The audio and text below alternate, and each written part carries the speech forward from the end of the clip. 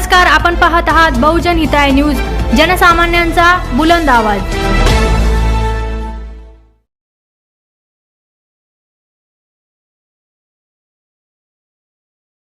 आज महानगरपालिकेमध्ये आले, नेमकं महानगरपालिकेला येण्याचं कारण काय होतं? नाही, आमचे सगळे सन्मान्य नगरसेवक सर्व कार्यकर्ते यांनी 20 तारखेला ज्या याद्या प्रसिद्ध झालेल्या आहेत त्या याद्यांमध्ये अनेक प्रकारचा घोळ झालेला आहे।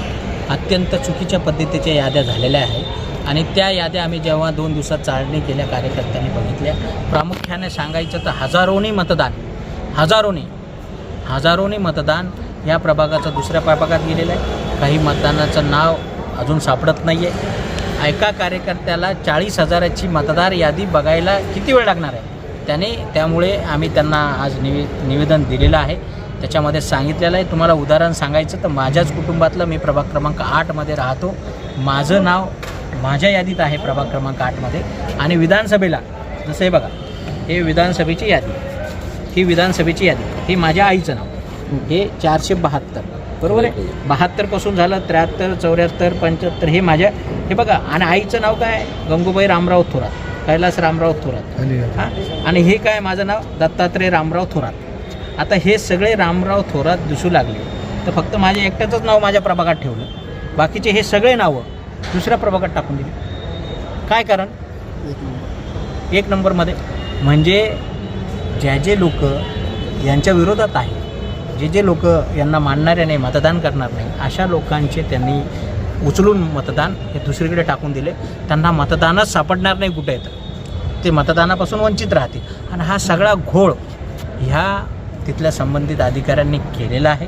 हा सत्ताधाऱ्यांच्या प्रेशरमध्ये असेल, दबावामध्ये असेल का कशामध्ये असेल हे माहिती नाही, परंतु यांनी मोठ्या प्रमाणात घोळ केलेला आहे। यांनी विधानसभेची यादी फोडायचं काम नव्हतं, यांनी फोडली, ती चुकीची फोडली।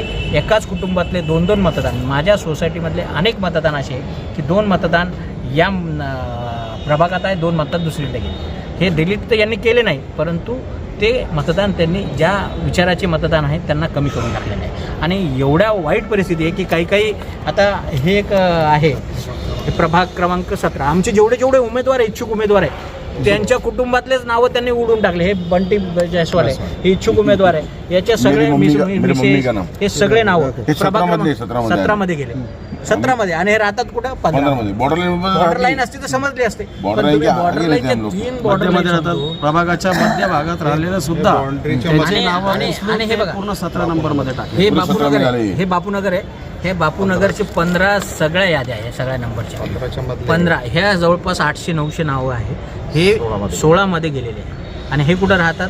15मध्ये। म्हणजे जे पाहिजे ते घेतात, जे नाही पाहिजे ते सोडून देतात। म्हणजे इतका हलगर्जीपणा की पूर्ण 1500-1600 नावं तुम्ही दुसरीकडे घेऊन जातात। म्हणजे तुमच्या लोकांनी काय काम केलं, काय काम केलं, पारदर्शकता काय ठेवलेली आहे?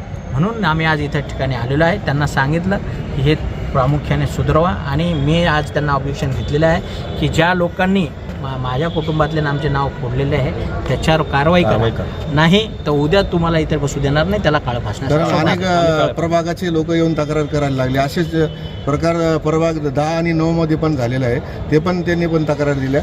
आपली काय भूमिका असणार आहे? कधी तुमच्यासारखं आमची भूमिका ही होती की बा तुम्ही आता निवडणूक आयोगाला वेळ मागून घ्या, कारण की चुका त्यांनी कबूल केलेल्या आहेत, त्या चुका झालेल्या त्यांनी कबूल केलेल्या आहेत। त्यांच्या कबूल काय करणार, आम्ही पुरावे दिल्यानंतर काय म्हणणार, ते चुका कबूलच करावं लागणार त्यांना।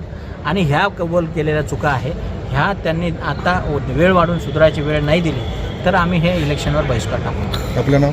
मी बाळासाहेब थोरात, शिवसेना शहर।